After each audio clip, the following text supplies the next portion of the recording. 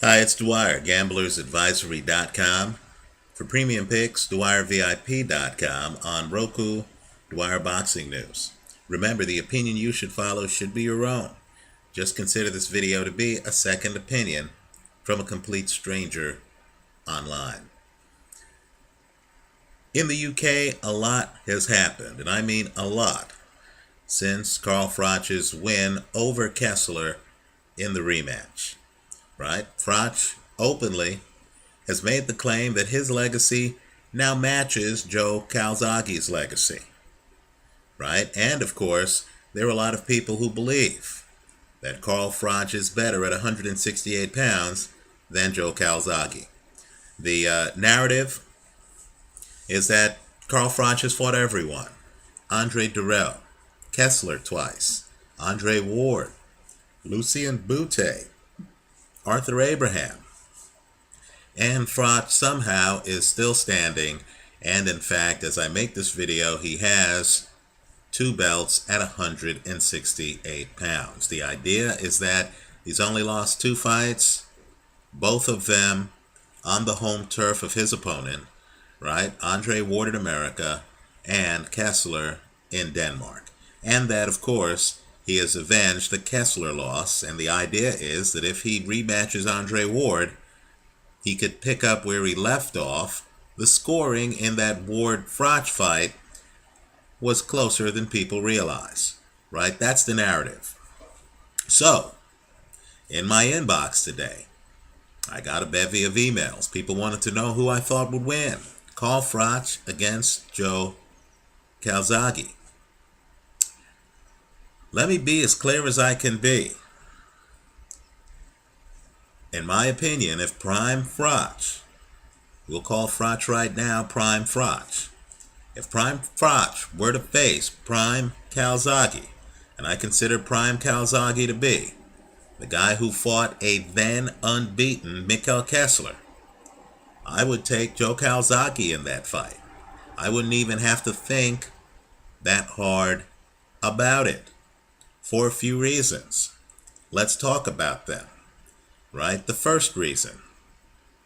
You saw Carl Froch use his jab effectively against Kessler. It's a big part of his arsenal. Right? It keeps the other guy away from him. Right? He's able to then operate and build up points and build up volume without engaging in a shootout up close. Here's the problem. Calzaghe's a southpaw. Southpaws take away your jab.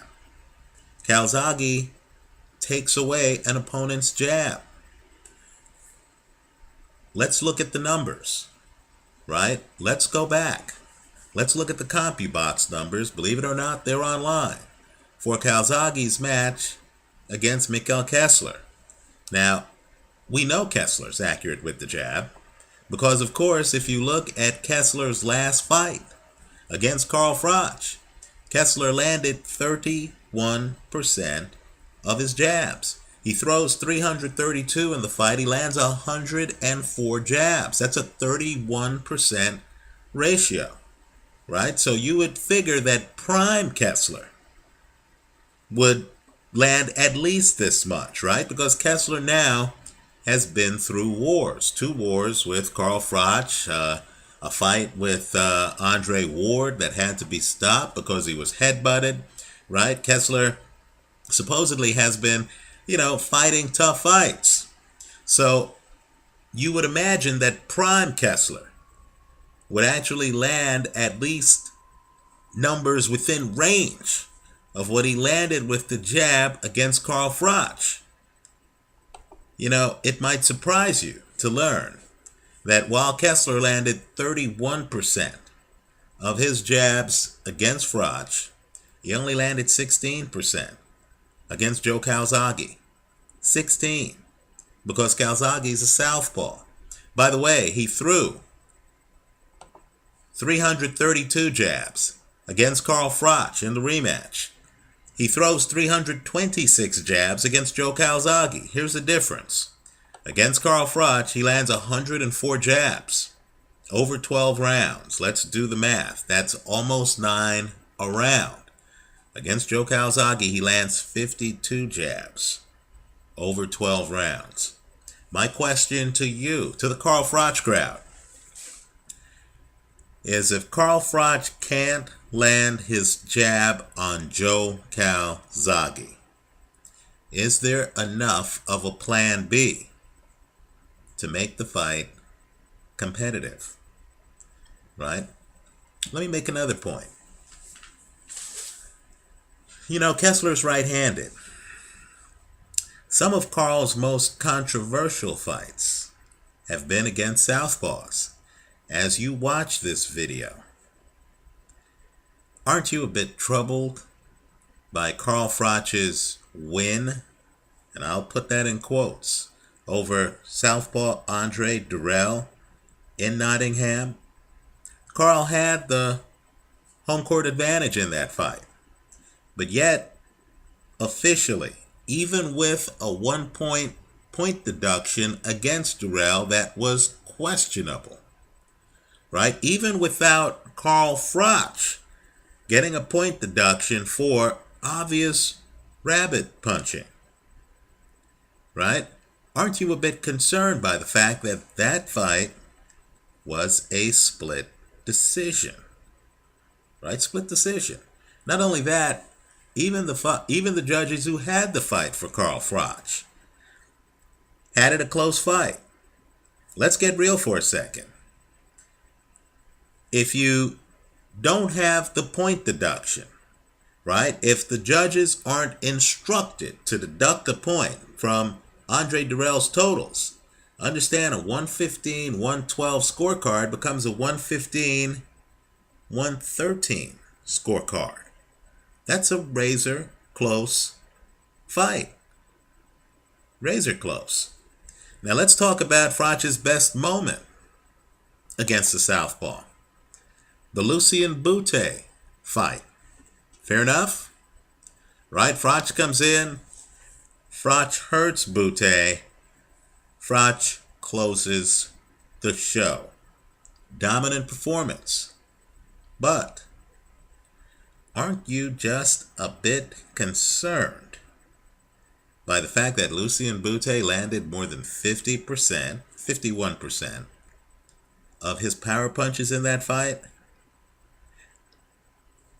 When an opponent is landing around 50% of their power punches, that's a cause for concern, right? That's when you really have to start looking at it, and you really have to start asking yourself, you know, does this guy have enough defense to deal with an offensive juggernaut?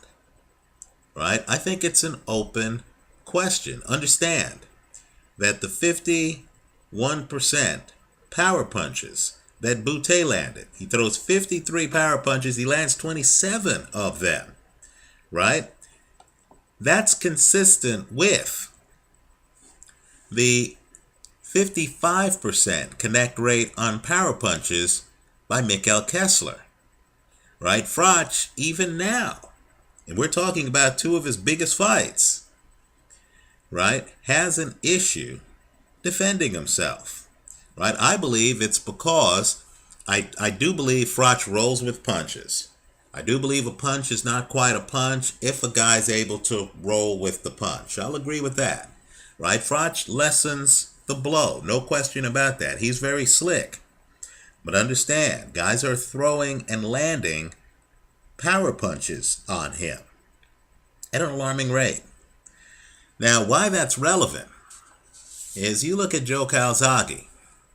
Understand, Calzaghe had some of the fastest hands I have ever seen. I don't believe I've seen a guy with faster hands at 168 pounds. And Calzaghe threw punches in bunches, right? Understand, Calzaghe, like Froch, threw over 1,000 punches at Mikkel Kessler. Keep in mind, this was a younger Mikkel Kessler.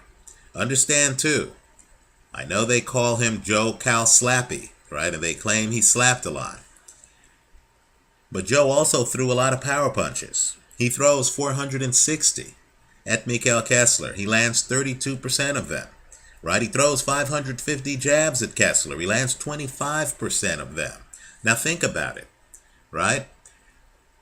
You're talking about Calzaghe landing all kinds of punches. But yet, Kessler against him only lands 30% of his total power punches.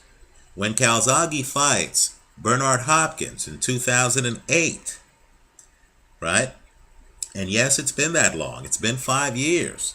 Understand that Hopkins' numbers were depressed. Hopkins only lands 11 jabs over 12 rounds. Hopkins only lands 27% of his punches. Prime Kessler against Joe Calzaghe only lands 30% of his punches. Older Kessler against Froch in the rematch landed a higher percentage, 39% of his total punches. I would make the argument that Joe Calzaghe is better defensively than Carl Froch. Joe Calzaghe certainly has the faster hands than Carl Froch, right? Joe Calzaghe, very hard to hit with a left jab. Very hard, right? So I'd like to know, what would Froch have to slow down Joe Calzaghe? Because you're talking about volume, speed. And let me just say, I know Carl put up heavy volume against Kessler in both fights. Would he have that heavy volume if you stripped away his jab? Did he have that heavy volume against southpaw Andre Durrell? Right? So I have questions. If Froch really wants to convince skeptics like me that he's on Joe Calzaghe's level, then what he's going to have to do is he's going to have to, in my opinion, fight a guy who Joe Calzaghe fought, who's still world class. Give us a measuring stick, right?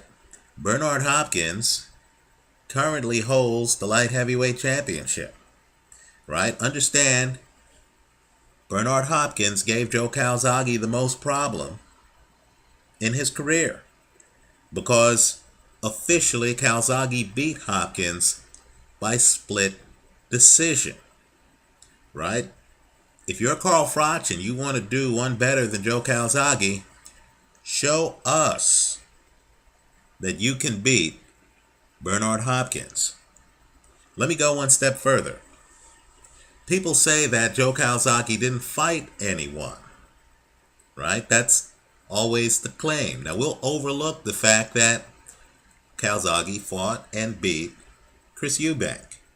We'll overlook the fact that Calzaghe fought and beat a then unbeaten Jeff Lacey, right? Even Calzaghe's critics begrudgingly concede that he fought and beat an unbeaten Mikhail Kessler, right? But just consider the fact that in 2008, we thought he was fighting a guy in his 40s who was over the hill, Bernard Hopkins. Isn't Bernard Hopkins still world class? You know, image in boxing changes over time, right? When a guy goes on to do great things after you've beat him, that shines the light even more brightly on you. Isn't Lennox Lewis's star a little bit brighter every time Vitaly Klitschko goes out and does something great? Well, my point to you is simply, since Calzaghe beat Bernard Hopkins, Hopkins has literally gone on to beat Kelly Pavlik, Jean Pascal, Tavares Cloud. You know, Hopkins literally has put a few notches in his belt. Let me go one step further. Joe Calzaghe beat Sakio Bika. You know, Sakio Bika's next fight is actually a title fight right? He's actually fighting for the title. He's still in the mix. Quite frankly, I wouldn't be surprised if he doesn't win that title. I think we need to go back through Joe Calzaghe's body of work, and we need to re-evaluate it, because he has some wins over some guys who are still elite fighters years later, right? So, I'll say I'm more excited about the prospect of a Joe Calzaghe-Andre Ward fight, because keep in mind, Ward is similar in some respects to Bernard Hopkins, and Hopkins, of course, lost by split decision to Joe Calzaghe.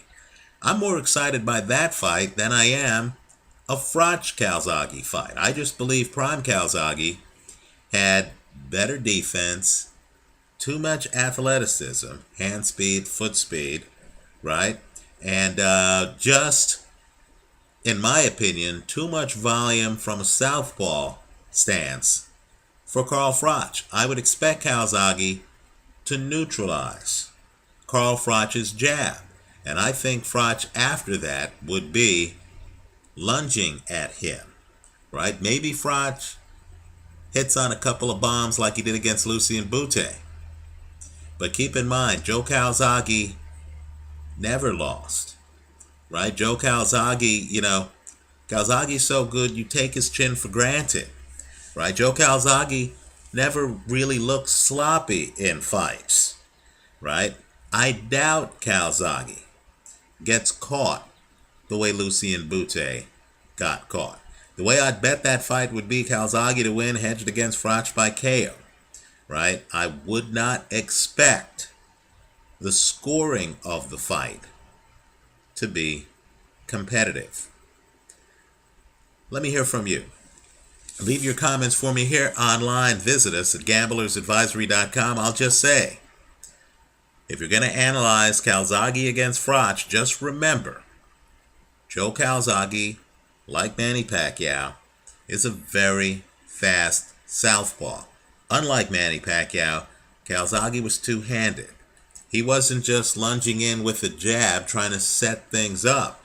No, he came in with a two-handed attack, and he would come in and be off at an angle.